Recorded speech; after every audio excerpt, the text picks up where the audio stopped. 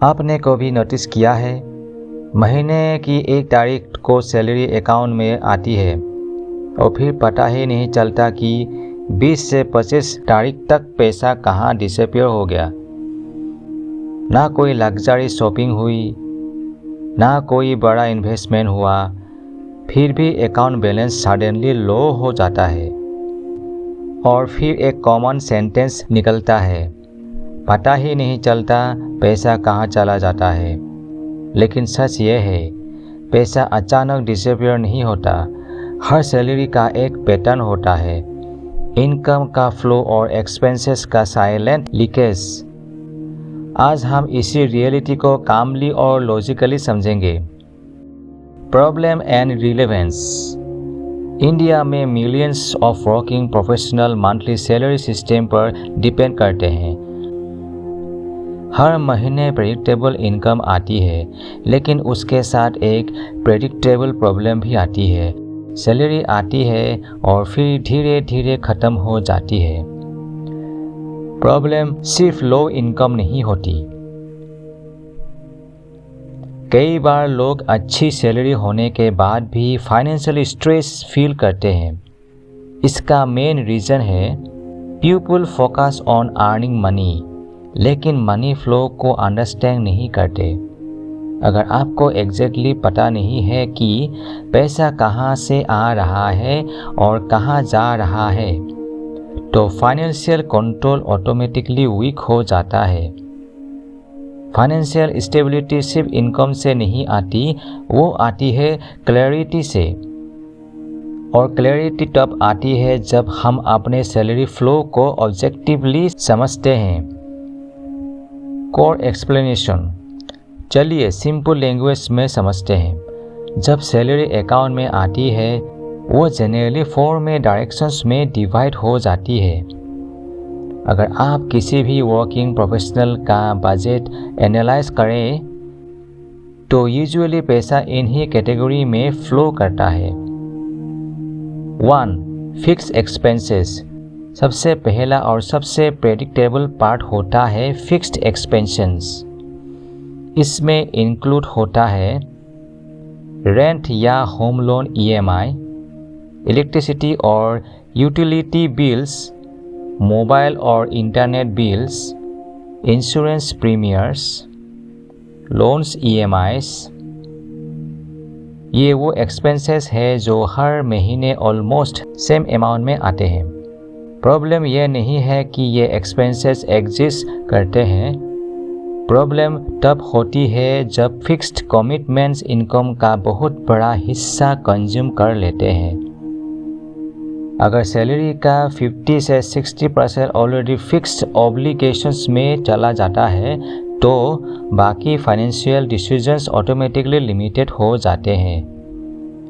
2. Lifestyle expenses. Second category है lifestyle spending. इसमें include होता है eating out, online shopping, subscriptions, weekend outings, cab rides, small convenience expenses. Individually ये expenses छोटे लगते हैं, लेकिन तब ये डेली हैबिट्स बन जाते हैं तो ये साइलेंटली मंथली बजट का सिग्निफिकेंट पोर्शन कंज्यूम कर लेते हैं। इसको फाइनेंस लैंग्वेज में कहते हैं लाइफस्टाइल क्रीप। इनकम बढ़ती है और उसके साथ लाइफस्टाइल एक्सपेंसेस भी ग्रेजुअली बढ़ने लगते हैं। 3. Irregular expenses. तीसरी कैटेगरी है इरेगुलर एक्सपेंसेस। ये वो चीज़ें होती है जो हर महीने नहीं आती, लेकिन जब आती है तो नोटिसेबल इम्पैक्ट क्रिएट करती है। Example, medical expenses, travel tickets, family functions, gifts, device repairs. अगर इनके लिए सेपरेट बफर या इमरजेंसी फंड नहीं होता, तो ये एक्सपेंसेस डायरेक्टली मंथली सैलरी को डिस्टर्ब कर देते हैं। 4. Missing pitch investments.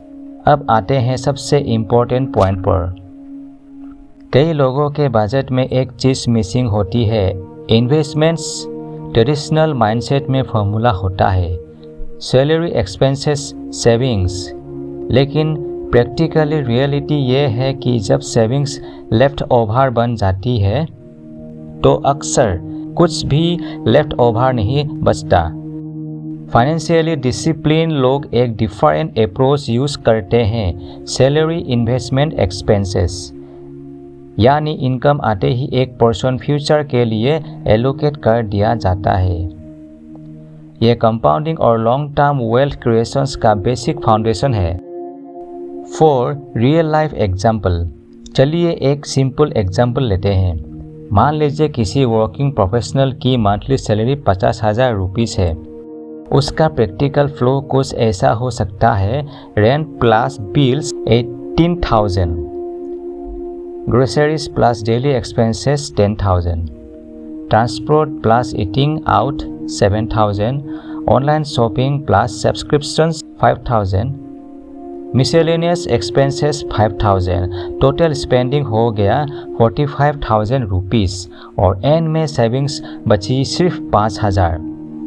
यहाँ प्रॉब्लम सैलरी का चीज़ नहीं है। प्रॉब्लम यह है कि मनी फ्लो प्लान नहीं था। अगर सेम इनकम में स्टार्टिंग में ही 10 से 15% इन्वेस्टमेंट एलोकेट कर दिया जाए तो long term financial trajectory completely change हो सकती है। सैलरी का डिसेबल होना कोई मिस्ट्री नहीं है, ये बस एक अनट्रैक मनी फ्लो का रिजल्ट होता है।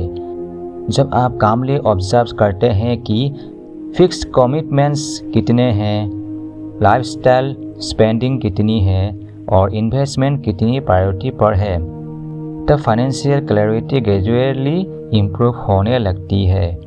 पर्सनल फाइनेंस कॉम्प्लिकेटेड नहीं है, लेकिन अवेयरनेस और डिसिप्लिन ज़रूर डिमांड करता है। अगर आप फाइनेंस को सिंपल और प्रैक्टिकल तरीके से समझना चाहते हैं तो रुपया फाइनेंस पर ऐसे ही काम और रियलिस्टिक डिस्कशंस मिलते रहेंगे। अगर वीडियो यूज़फुल लगा हो तो चैनल को सब्सक्राइब करके इस लर्निंग जर्नी का पार्ट बन सकते हैं। मिलते हैं नेक्स्ट वीडियो में।